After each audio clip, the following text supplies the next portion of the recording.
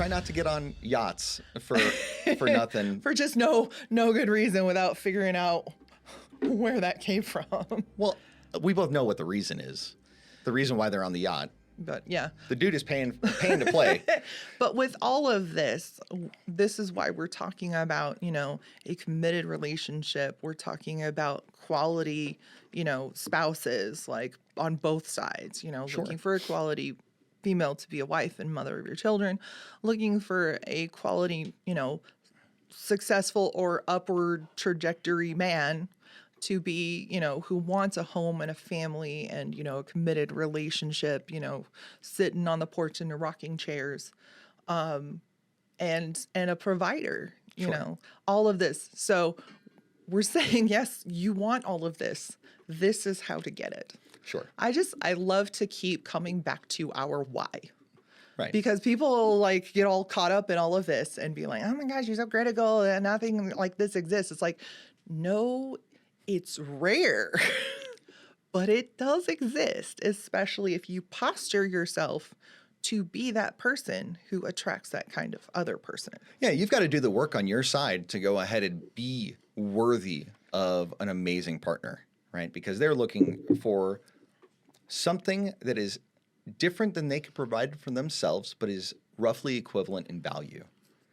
So let's go ahead and move on, because Poor with Money, we can go ahead and go with that all day, but we got a healthy list of stuff to get through. Yeah. So extreme jealousy. Dude goes ahead and just stalks you everywhere you go. Or the woman asks you, oh, where are you going? Every single time you go out. Really attached girlfriend. I just sent my friend a meme with that.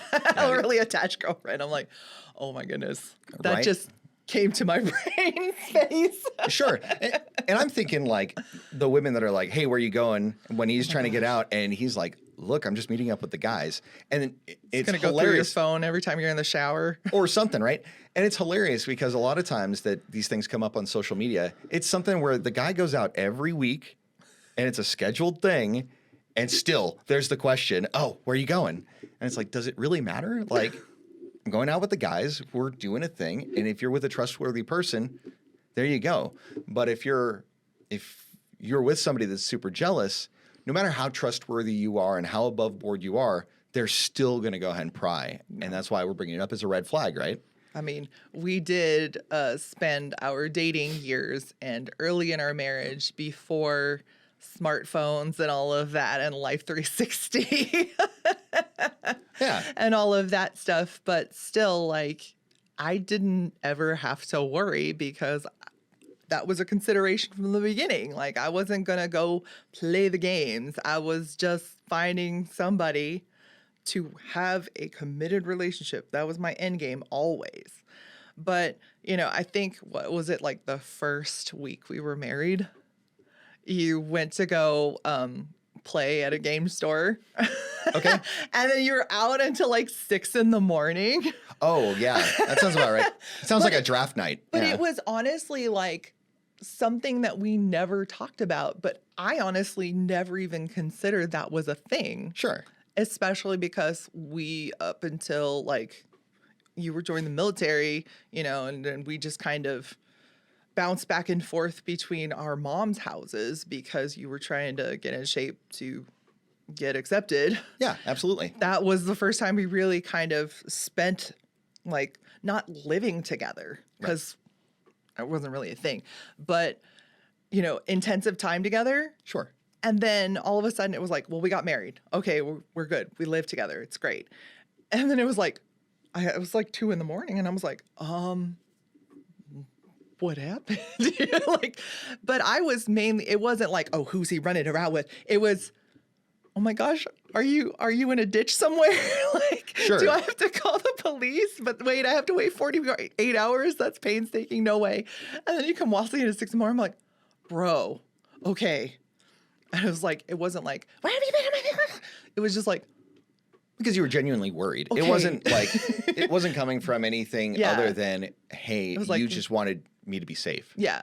And it was we need to set it, but then it was a conversation of setting reasonable expectations for that kind of thing. Sure, because we hadn't talked about it Yeah. at all. Right? And it just never came up. And so that was that was the thing where like, oh, okay. Right. If this is going to be a thing, what are the rules of the game? right? How do we do the thing? Yeah. So. And then it was a negotiation from there. It was just the general expectation now is managed. But I was just like, okay, 6 a.m. is not, and you're like, yeah, you're right. Yeah. And the thing is, like, as long as you're being reasonable about things and they're Yeah. things that matter, I think it's really important to go ahead and talk things over as much as possible. So the next red flag, we got STDs. If they got herpes, you probably should not be with them. It doesn't go away. There's no cure for it. It's Again, like back to outward evidence of poor habits, bad decision making. These are things that I think are pretty easy to be like, yeah, no, we're not doing this. But I mean, and obviously, I'm pretty sure that this is a forthcoming thing, but that's where you have to talk about your body count and all of that kind of stuff beforehand. And then once you actually commit, y'all need to get tested. If y'all doing the thing, if y'all went around beforehand with other people, you should probably just do like the prenup. It's like, why, you don't trust me? It's like, come on, man. Well, I think at this point, I'd go ahead and encourage dudes to go ahead and get paternity tests on all their kids, like right away too. Like if we're gonna go ahead and be like super, upfront and transparent about these kind of things, why not? Again, quality human beings. Quality human beings. Sure. And the thing is, like, shoot, I would hate for a dude to go ahead and be spending 15 years of their life going ahead and raising this child and then come to find out it isn't their child all those years later. Like, that'll mess a dude up. I mean, even happily married for over 20 years as we are, our anniversary is in a couple weeks. It's true. Like, if you said, let's paternity test all the children, I'm like, the oldest one is 15. Sure. You'd laugh, but the thing is, like, whatever. Sure. Because you have nothing to be concerned about. Oh, my goodness. Yeah.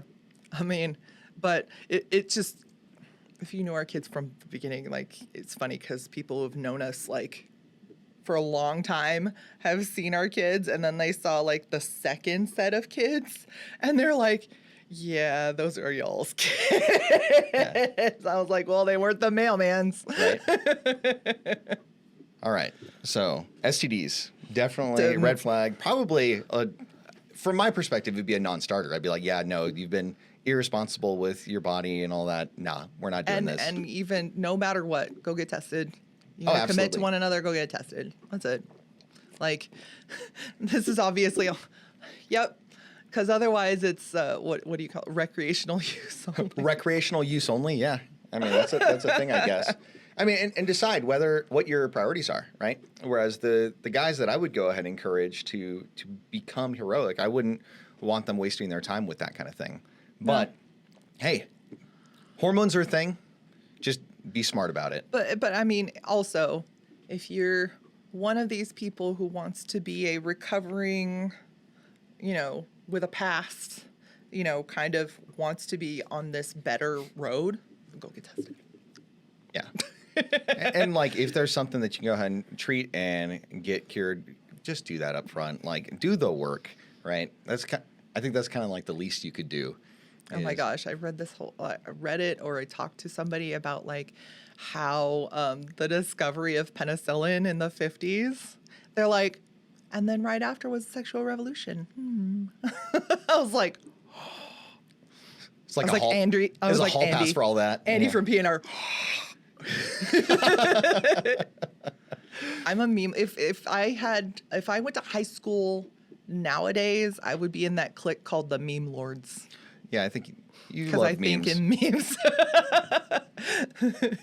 All right, so moving off from STDs, I think the next thing is if they've got dumb or useless degrees.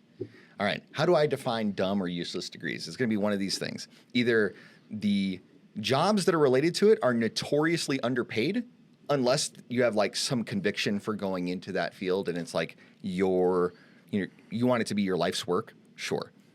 But understand that there's going to be some problems that come with it. Some of them are political indoctrination, like gender studies degrees. Not all, but in my opinion, that's a kind of way to perpetuate certain ideologies. It kind of not stereotypes you. It archetypes you. Oh, really quickly. Let's be honest. I think there's a lot of degrees out there for which there is no obvious career track, right? And I'm not talking about engineers, doctors, lawyers, architects, things like that. I mean, if you're going through those programs, it is really clear that there is a requirement, if nothing else, but by law, there's a requirement for those things. About a lot of the more like nebulous kind of things, like if you want to go be like an executive at Google or whatever, there's a certain, path that's helpful. But a lot of those things nowadays, they just want you to have a degree. So, but it's cool that you have one for that kind of purpose, but like it shouldn't come with delusions of grandeur that you're gonna go be like the next Bezos or something. I mean, that's barely possible, but like, don't think that your underwater basket weaving like degree is going to lead to some kind of crazy amazing outsized reward for generalizations are generalizations for a reason. Sure, there are exceptions to the rule. We don't need to go ahead and dwell on it too much. And can I say the weird thing? Yeah, what do you got? Can I say the weird thing?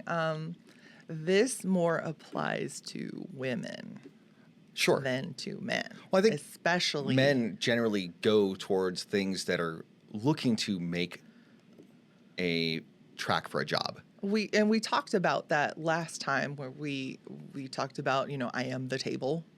Yeah. But most of the substance, when you ask a woman what she brings to the table, she will first try it out.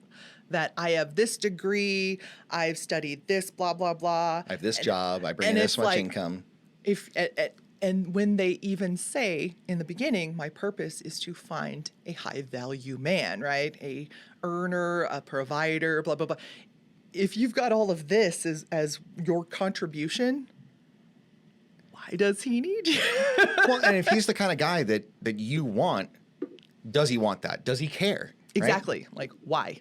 Right? Like at this point, I would not care one bit what kind of financial contribution a woman can go ahead and bring to my life because I just don't need it. Like I do not need any kind of financial contribution from my wife at all because I go ahead and make it happen on my own. Like I've told all these people who like when first of all we asked the gentleman first, like, oh hey, what's your career path, like what's your aspirations, blah blah blah. If they've got those kind of he's going places, then it's like, oh, we're engaged and we're gonna get married or we just got married. It's like you need to believe in his dreams. Sure. Because that kind of the person who's the guy who's going places needs a supporter. Hey, thanks for watching this clip. If you'd like to see more from this podcast, you can go ahead and click here, where the podcast episode is linked in its entirety. If you're new here, you might want to consider subscribing right here. Thanks so much. Make it a great day.